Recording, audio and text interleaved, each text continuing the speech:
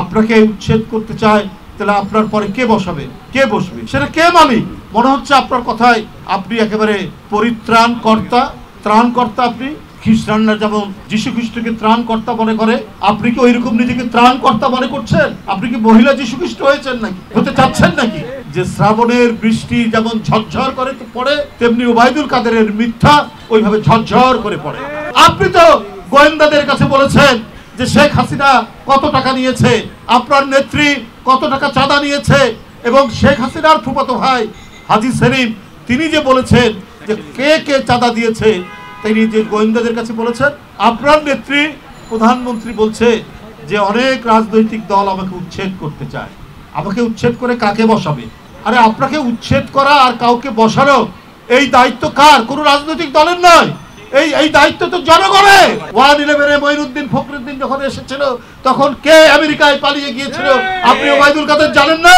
আপনি তো গোয়েন্দাদের কাছে বলেছেন যে শেখ হাসিনা কত টাকা নিয়েছে, আপনার নেত্রী কত টাকা চাঁদা নিয়েছে, এবং শেখ হাসিনার ফুফাতো ভাই হাজী সেলিম তিনি যে বলেছেন যে কে কে চাঁদা দিয়েছে, তিনি যে গোয়েন্দাদের কাছে বলেছেন। এম এ জলিল তখন সাধারণ সম্পাদক, তিনিও বলেছেন।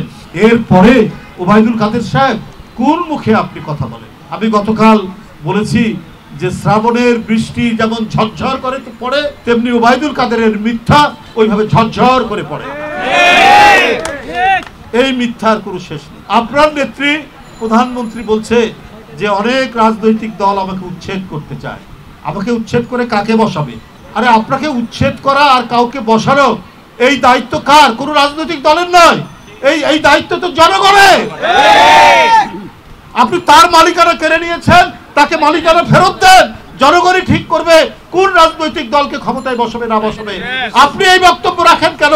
আপনার এই বক্তব্যই তো প্রমাণিত হয় আপনার অধীনে যত নির্বাচন হয়েছে সব দামি নির্বাচন, একতরফা নির্বাচন, জনগণের অধিকার কেড়ে নেওয়ার নির্বাচন। আরে আপনাকে উচ্ছেদ করতে চায়, তাহলে আপনার পরে কে বসাবে, কে বসবে, সেটা কে মালিক? মনে হচ্ছে আপনার কথায় আপনি একেবারে পরিত্রাণকর্তা, ত্রাণকর্তা। আপনি খ্রিস্টানরা যেমন যীশু খ্রিস্টকে ত্রাণকর্তা মনে করে, আপনি কি ওইরকম নিজেকে ত্রাণকর্তা মনে করছেন? আপনি কি মহিলা যীশু খ্রিস্ট হয়েছেন নাকি, হতে চাচ্ছেন নাকি? জনগণের প্রশ্ন এটা।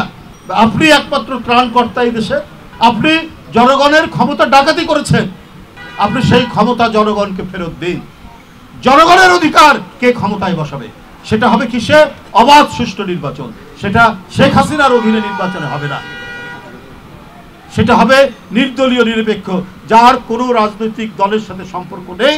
একজন এইরকম বিজ্ঞ মানুষ, তিনি একটি অস্থায়ী 2-3 মাসের জন্য তিনি ক্ষমতায় বসবেন, এবং তার নেতৃত্বে যে নির্বাচন, সেই নির্বাচনে ভোটাররা নির্বিঘ্নে ভোট কেন্দ্রে যাবে। গরু ছাগল ভোট দিতে যাবে না, কুকুর বিড়াল ভোট দিতে যাবে না, ভোটাররা যাবে। আপনার কোনো নির্বাচনে ভোটাররা যেতে পারেনি। এক গেছে আওয়ামী লীগের ক্যাডাররা, যুবলীগ ছাত্রলীগের ক্যাডাররা, আর গেছে হচ্ছে চতুষ্পদ প্রাণী, গরু ছাগল ভেড়া। এর মধ্যে দামি নির্বাচনে আরেকটি প্রাণী যোগ হয়েছে, সেটা কি জানেন? বানর, হনুমান বানর। তাকে ঘোরাফেরা করতে গেছে ভোট সেন্টারের সামনে, স্কুল ঘরের মাঠে। মনে আছে আপনাদের পেপারে? এটা আবার বানানো কথা না, পেপারে সেটি উঠেছে। তাহলে এই যে পরিস্থিতি, এই পরিস্থিতির মধ্যে আমাদেরকে বসবাস করতে হচ্ছে বন্ধুরা।